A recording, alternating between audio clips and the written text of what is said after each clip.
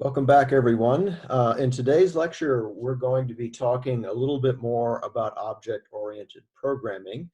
And the main topic that I want to address today is I want to talk a little bit about the sort of the deeper behavior of objects when you start working with objects in a program, because there are some important conceptual differences between the way that objects work and the way that ordinary variables work in a Java program. And the theme of today's lecture is to talk about some of those differences and talk about some of the surprising aspects of the way that objects work. This is sort of an important part of the deeper understanding of object-oriented programming that everybody needs to master. Because if you don't master some of these more subtle aspects of the way that objects work, you're likely to create subtle and hard to fix bugs in the programs that you write. All right, so all day today we're going to be looking at some simple code samples, and the main thing we're going to try to do in each of these code samples is try to develop a deeper understanding of exactly what's going on in each of the little code samples that we look at. All right, so the first example that I brought along for you today is an example involving ordinary variables. The only variables in this example are a couple of integer variables. And again, an important distinction in Java is between what are known as primitive types like ints and doubles and object types. And what we're going to learn in today's lecture is that there's a number of important conceptual differences between the way that primitive types work and the way that object types work. All right, so to start us off today, I brought along a first simple example that involves just some basic primitive types, a couple of integer variables A and B. All right, now, way back at the beginning of the course, when I first started to explain what variables are in Java, the way I explained it was that a variable is basically a container for a value. Right, and you see that going on in the very first statement in this little code sample here. What we're doing is we're creating an integer variable named A, and we're storing a value in that. We're putting the number 3 inside that variable. And the mental picture you should have of what's going on there is that the variable A is sort of like a box into which you can put a value. And because the variable A is of integer type, the only kind of value that you can put into that box is a value which is an integer value. All right, so it's perfectly legitimate to assign the value of 3 to that variable. Now, in the next statement, what we're doing is we're setting up a second variable, also an integer variable named B, and we also are initializing it in that first statement. Now, the way that that particular initialization will work is basically by transferring a value from one place to another. We already have the value 3 stored in the variable A, and what the initialization is going to be doing is it's simply going to be copying that value 3, making a copy of that and putting a copy of that into B. All right, so at the end of those first two statements, we have two completely distinct variables, A and B, and they both contain the same value. They contain the value of 3. All right, and then we go ahead and do some further work with these variables. In the third statement, we simply do an increment and we increase the value of B. So naturally what will happen at that point is that the value of B will go up from 3 to 4.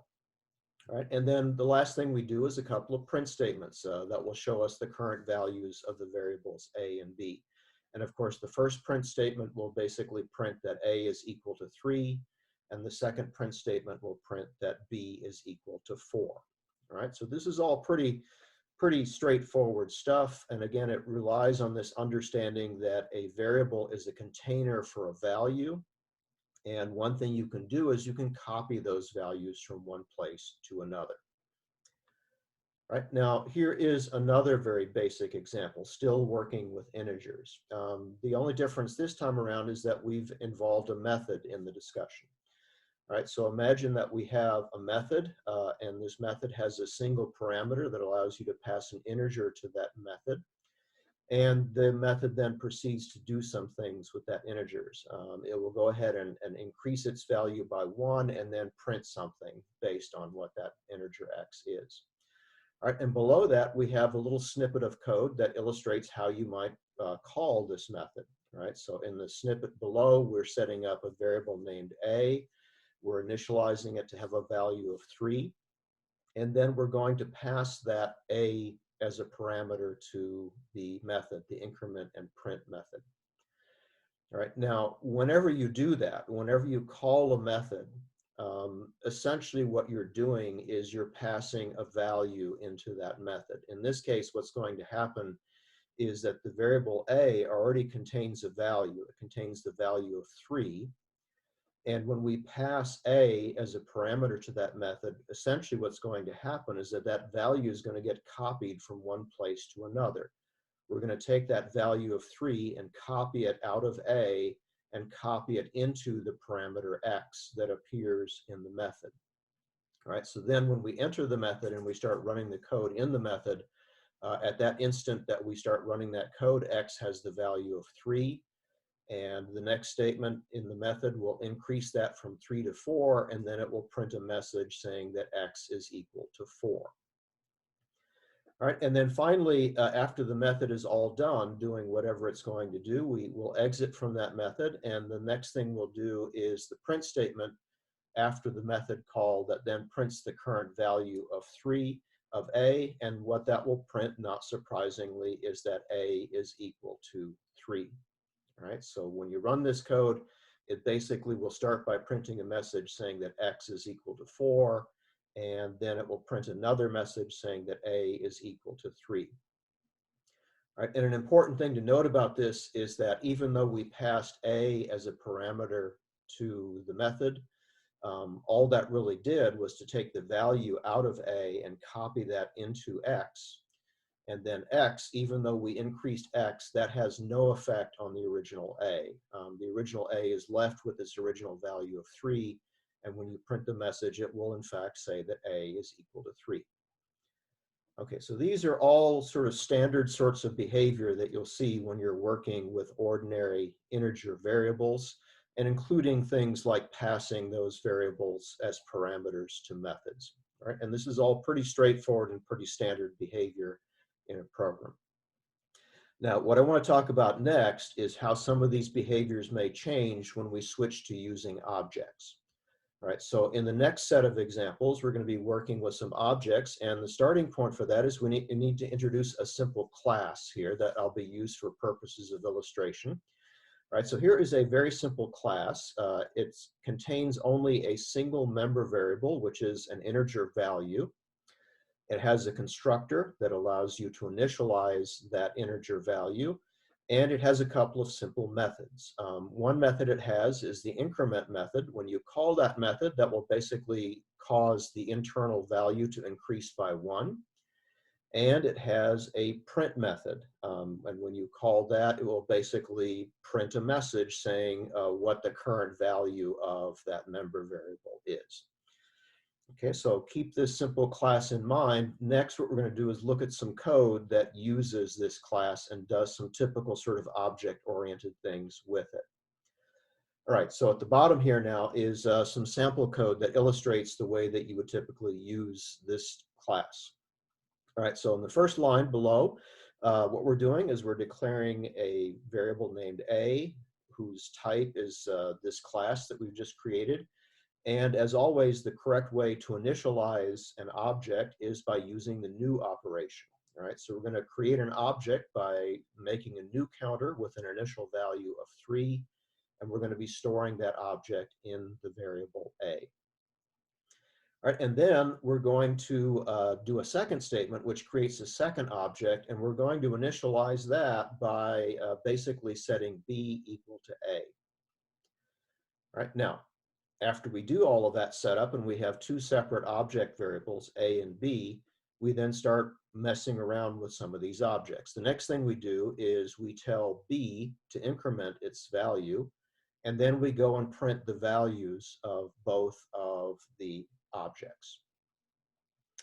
Okay, now here is the reason I'm showing you this code is that this code could lead to a subtle mistake in understanding exactly what's going on.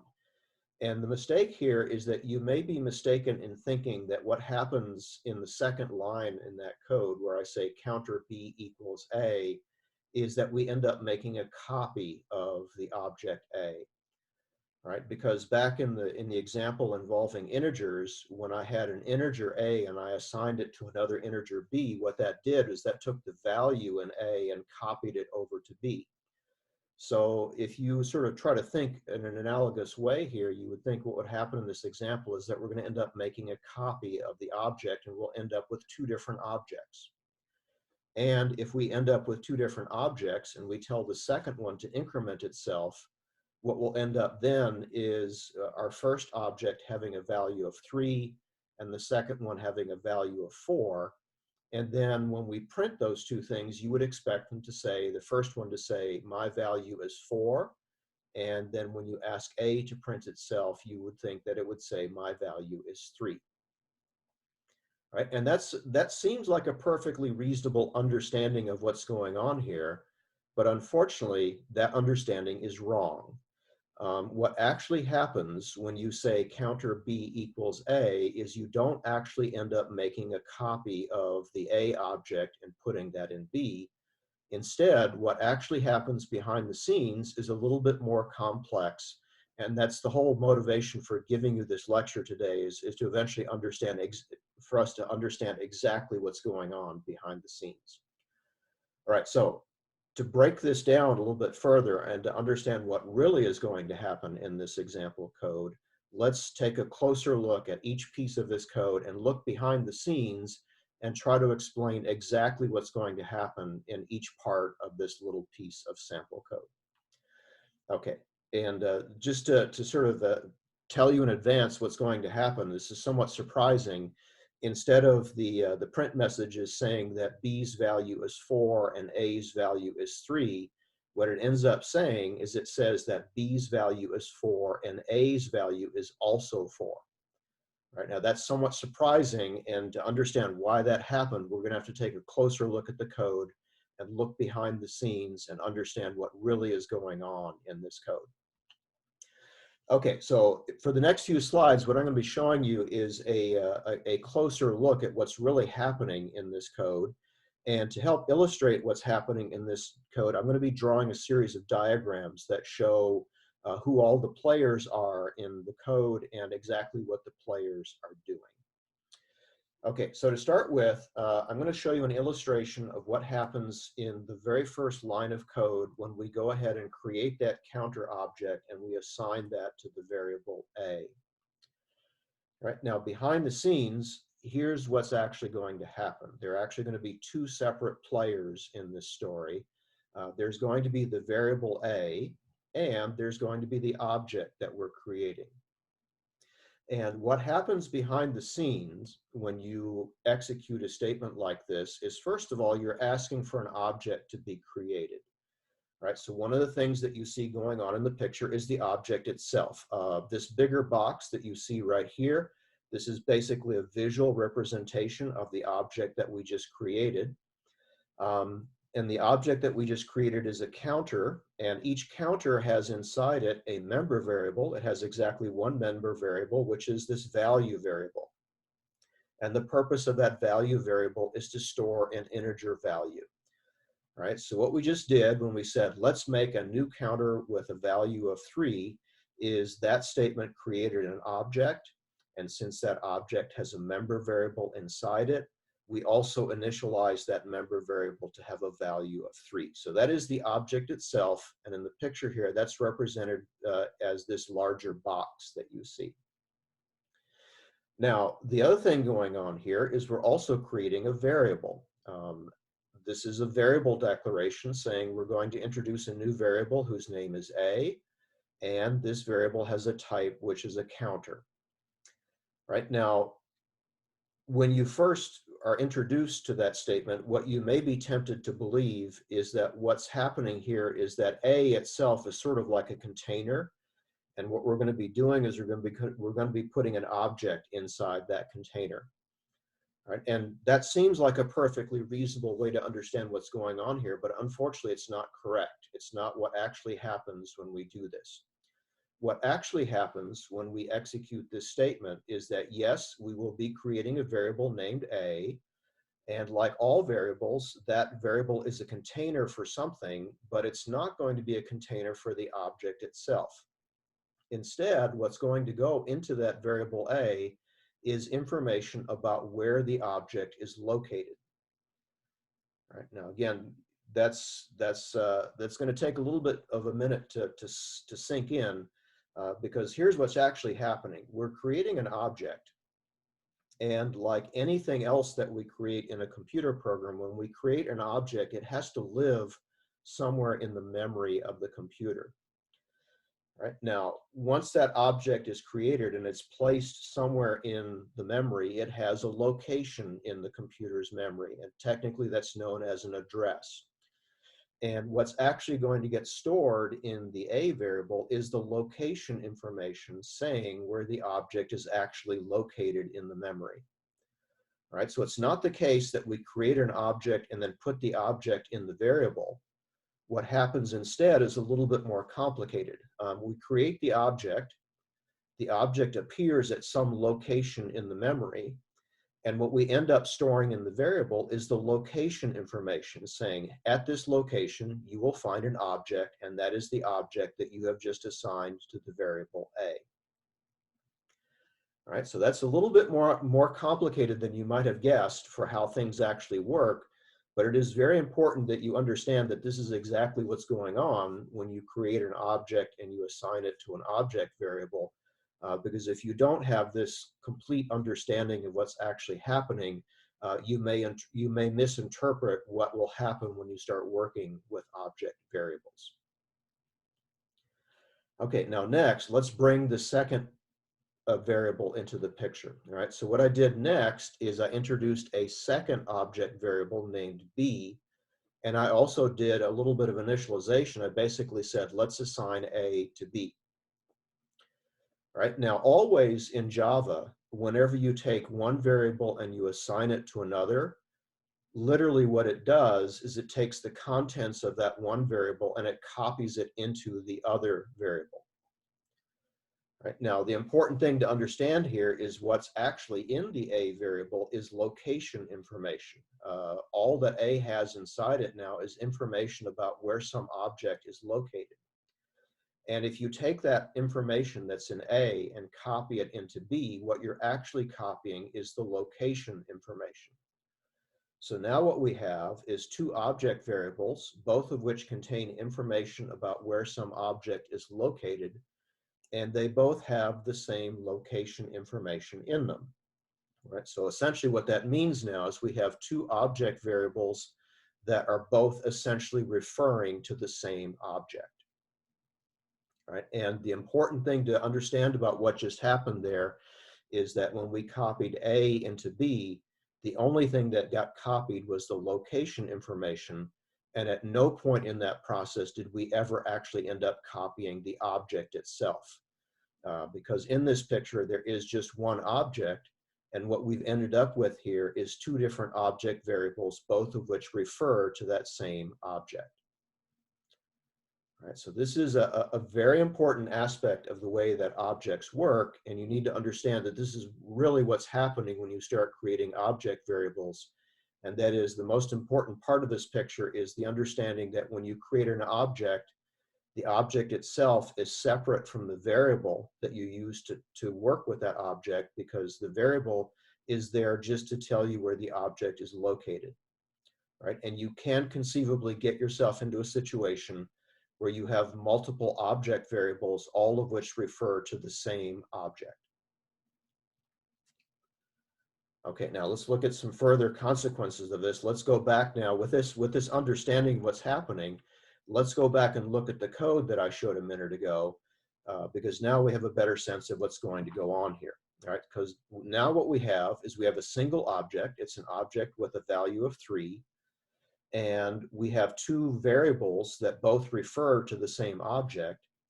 And if we take either of those variables and use it to access the object and tell the object to do something, because both of these variables refer to the same object, it doesn't matter which of these two variables we use. right? So if we use the B variable to go to the object and say to it, okay, increment your value, what that will do is that will go over to the object, which has a value of 3, and tell it to increase its value to 4. All right, so again, in the picture, there's just one object, and the only thing that's happened is that it has changed its value from 3 to 4. All right, then when we do the print commands, if we use the B variable to get to the object and we say to the object, print yourself, it will print a message saying my value is 4. And if we use the A variable to access that same object, and we once again tell that same object to print itself, it once again will print the exact same message. It will say my value is currently 4. All right, so that's why we get the somewhat surprising result here that both of the print statements say that the value is 4, even though it looks like we only incremented B and we did not increment A. And the ultimate understanding of why this is working the way it is that in this picture, there is just one object. We just happen to have two different variables, both of which give us access to that same object. And if you use either one of those variables to go to the object and tell it to do something, everybody's going to be seeing that change in the single object that's in operation in that example. Okay, so this is probably one of the most important examples I'm going to show you today. So let me pause at this point and ask if anybody has any further questions about what just went on in that example or needs any further clarification about what actually happened here.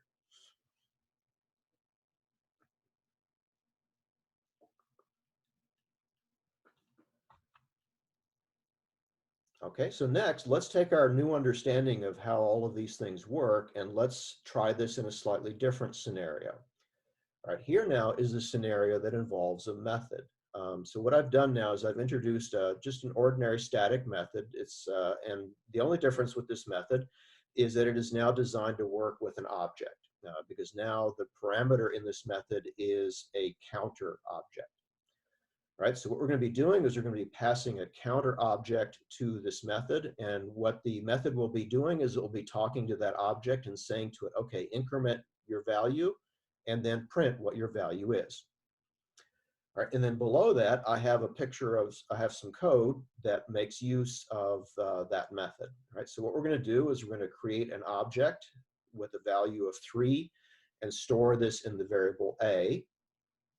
And then we're going to pass that variable A to the method, and the method is going to do some things. And then once the method is done doing its thing, we're then going to also have a statement where we talk to that same object and tell it to print itself.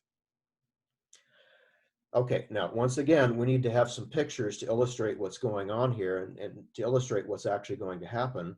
And here is the relevant picture for this scenario. So again, the first thing going on here is we are creating an object and we're assigning that object to the variable A. Right? And from what we saw earlier, we know what's going to happen there is we're going to create a counter object and we're putting a value of 3 in that object. And we're assigning that object to the variable A. But remember, what actually happens when you do that is you assign the location information to A. Right, so now A knows where the object is located and it can reach the object if it needs to. Now, the next thing that's going to happen is we're going to take this variable A and we're going to pass it as a parameter to this method. Now, whenever you pass somebody as a parameter to a method, what always happens when you do that is some copying takes place. Basically, what we're going to do is we're going to take the value of A and copy it over into the parameter C. And the true story of what happens here is that since A actually contains location information, when I say copy A into C, what we're copying is the location information. All right, so what we end up with now is this parameter C, which looks like this. It contains now the same location information as A. And because C now refers to an object, we can use C to talk to that object. We can go to that object and say, okay, increment your value. That would cause the 3 to go up to 4. And then we could say, print yourself.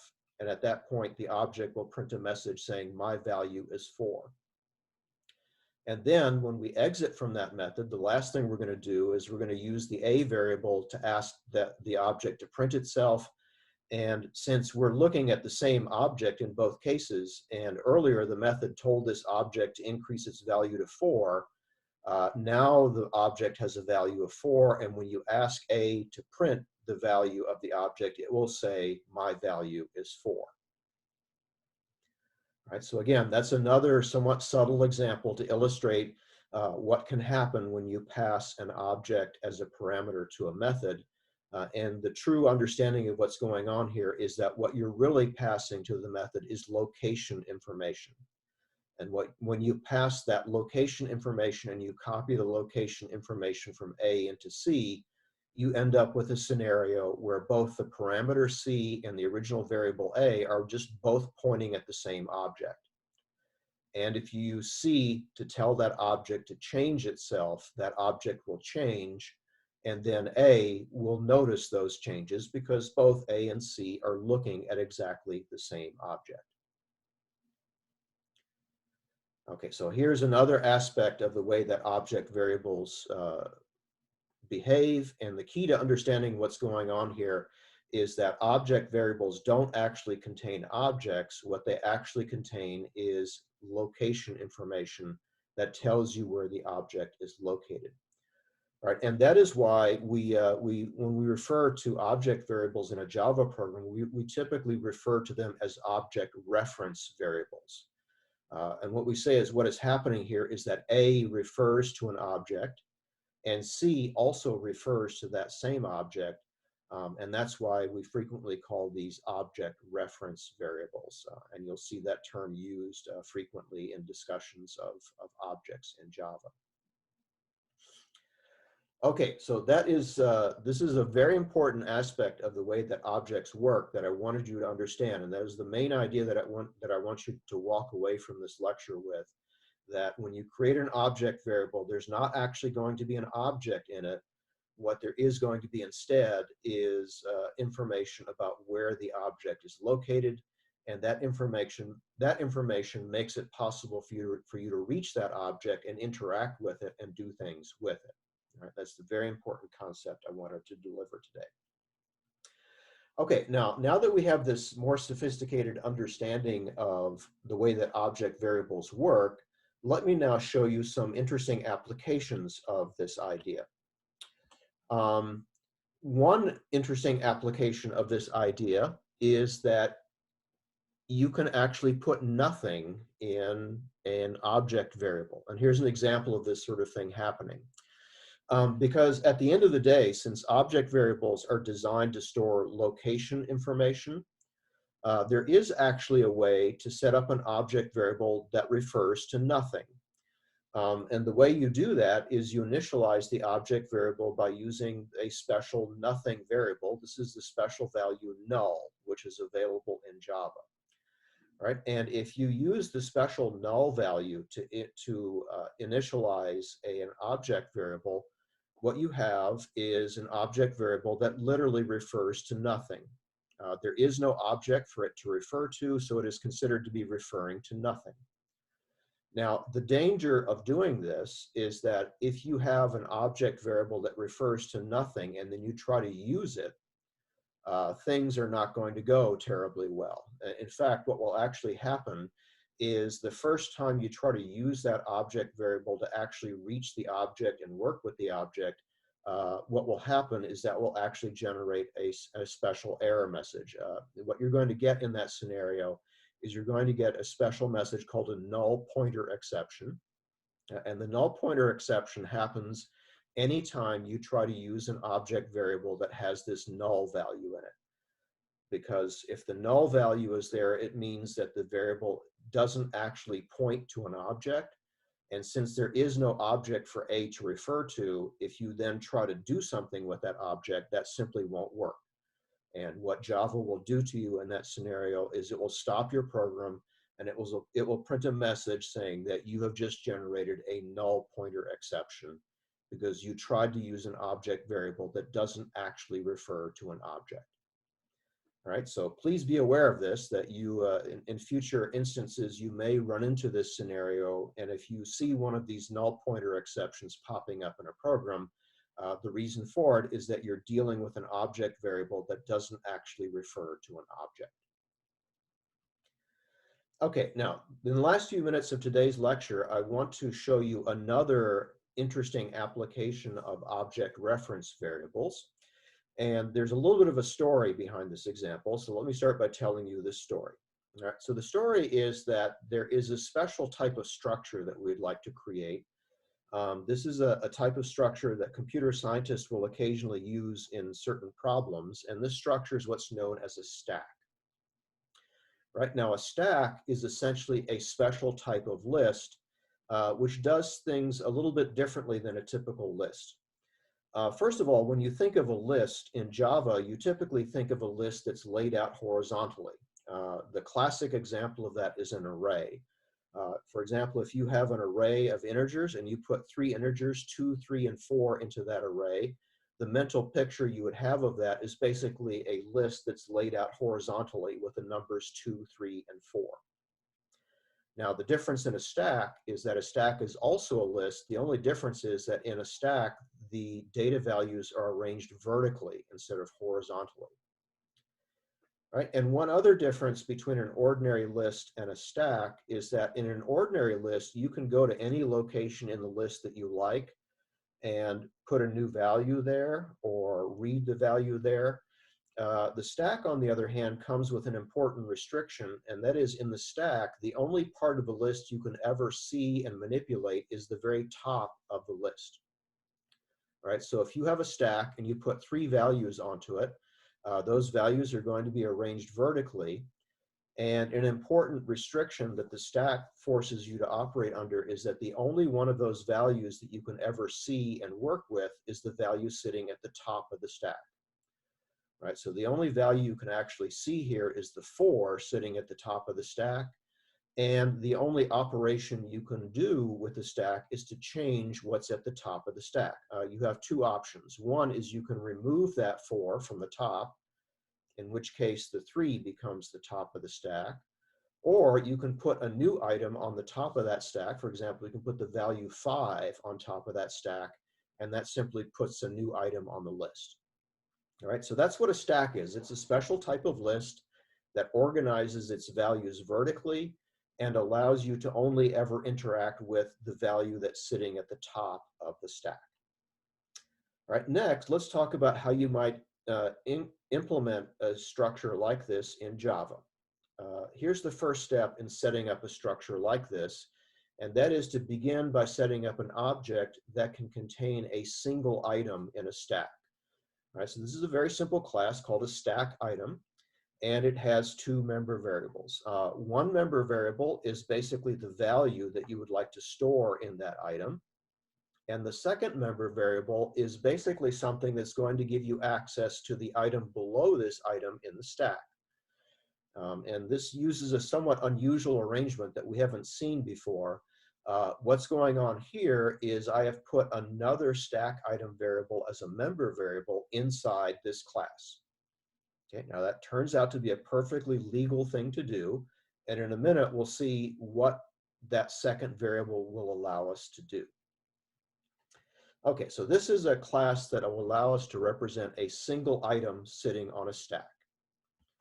Next, we have a class that represents the entire stack itself, right? And the first thing that you'll see in this class is you see a member variable which refers to a stack item.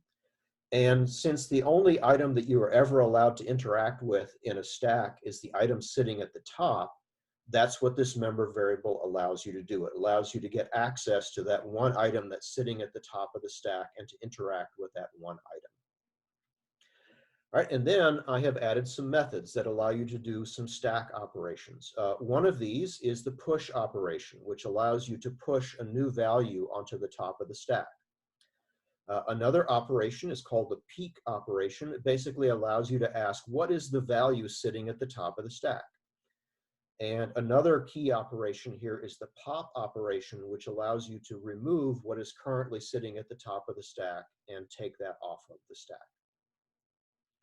All right, and I've also written some code for each of these methods, but before we dive into each of these methods and see exactly how they work, what I want to show you next is a picture of what a stack typically looks like when you start putting data into a stack, right? So before we understand in detail how the methods work, let's look at some sample code to illustrate how you would use one of these stack objects. Right, so in this code, we're going to create a stack object, and we're going to use the push operation 3 times to put 3 values on the stack. First, we put on the number 2, then we put on the number 3, and then we put on the number 4. Right now, after we do those operations, behind the scenes, we're going to end up with an arrangement that looks something like this. Right, and these are all of the objects that we're going to create, and how all of these objects relate to each other. Okay, so first of all, the first thing that we did is in S, we created a stack object, right? So in the picture here, this is the stack object itself. And the only thing in the stack object itself is a member variable named top.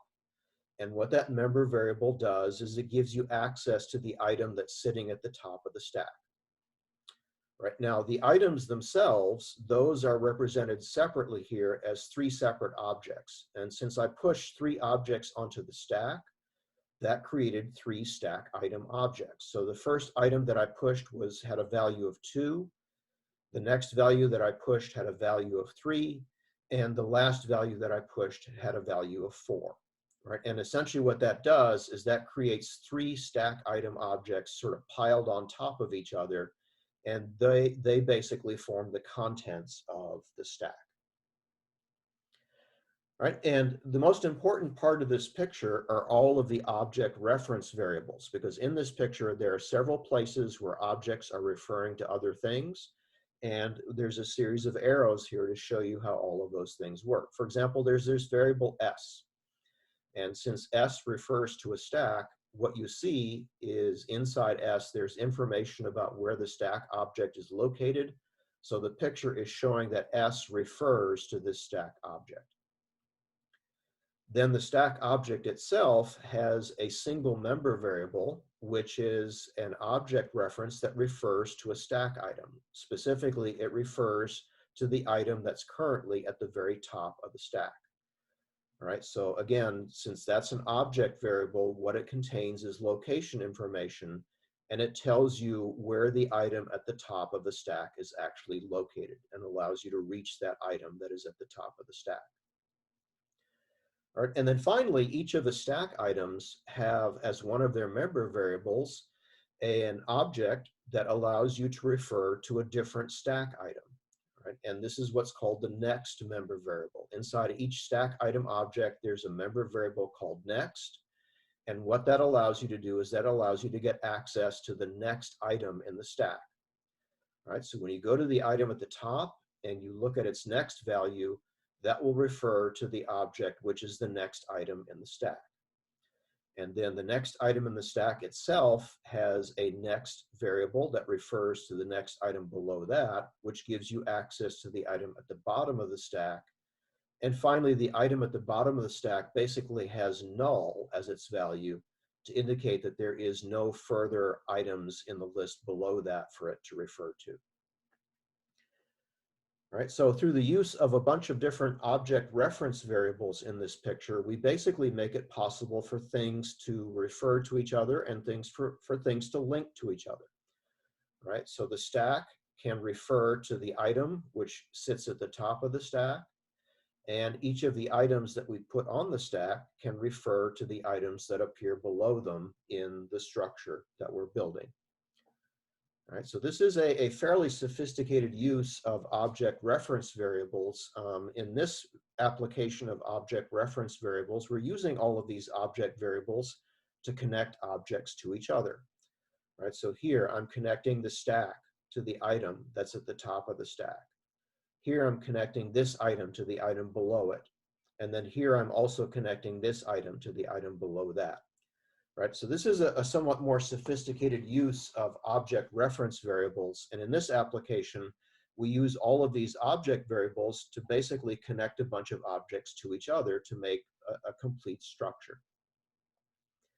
Right? And this is perhaps one of the most sophisticated ways to use object variables, basically using them as a mechanism to link one object to another.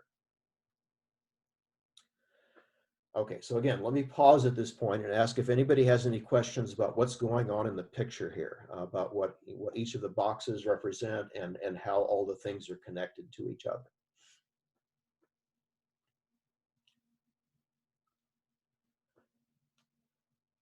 Okay, if not, the last thing for us to do here is to go back and take a look at some of the code that I wrote. And now that we understand and you can sort of have the mental picture of what's going on, let's go back and look at some of this code and see some of the things that happened in the code. First of all, let's go back to the stack item class.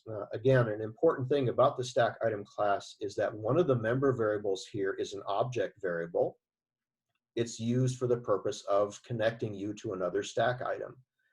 And the way that we initialize that member variable when we create a stack item is that initially when we create a stack item, it won't have anybody else that it needs to connect itself to.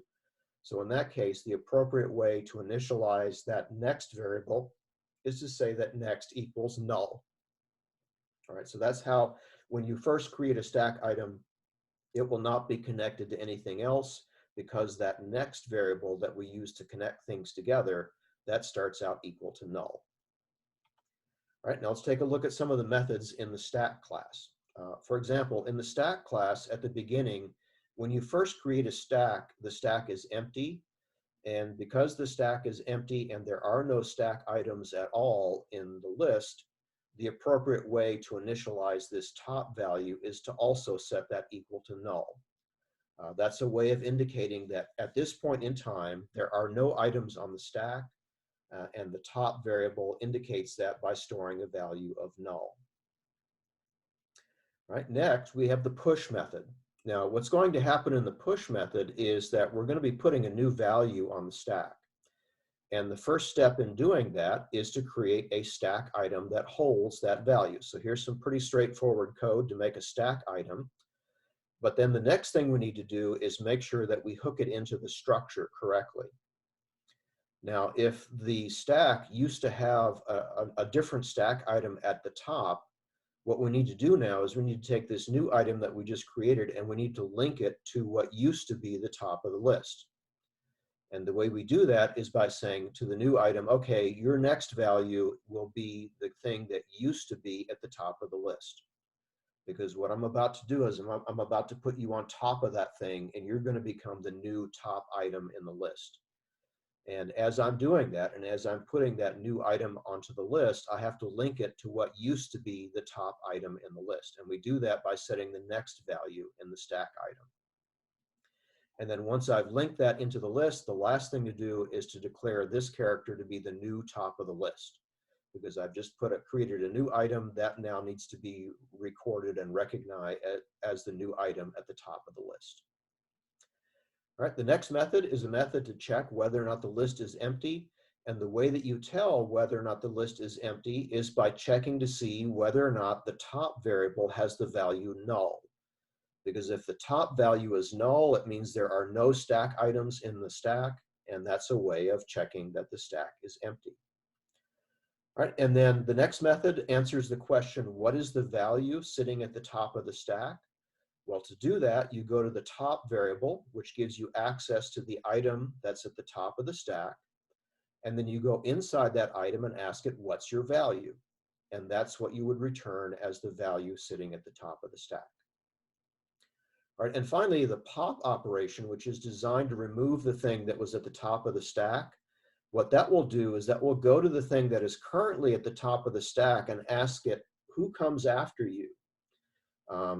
So top.next will give you access to what used to be the second item in the list. And if you now simply declare that second item to be the top of the list, you effectively have given the item a new top, and you have sort of implicitly removed the thing that used to be at the top of the list. Okay, so that is the stack example, which makes rather sophisticated use of this object reference variables as a mechanism for creating a complex structure that is made up of many parts that are linked together. And this is perhaps one of the most sophisticated uses of the object reference concept in Java. Okay, and with that, we are out of time for today's lecture. What's going to be coming up next is on Friday, I'm going to be talking a little bit more about some additional classes from the Java class library.